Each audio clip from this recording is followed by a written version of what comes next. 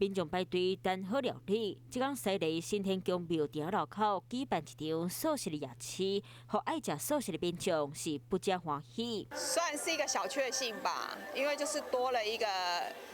平常吃不到，然后也多一个选择。这个活动的发起是来自一个华侨，已经介意台湾的夜车文化。不过因为伊食素食，夜车内底较罕有人在做素食的料理，所以才想到要来举办一个素食的夜市啊！透过我自己的行动餐车走进台湾夜市，然后让台湾的吃素朋友有一个简单平价的一个素食可以吃。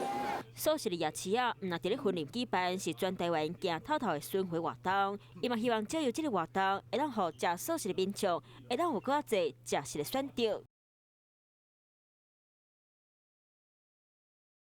晚间9点，邀请您与世界同步，60分钟掌握全球脉动。World News 9，陈雅玲世界晚报给您崭新视野。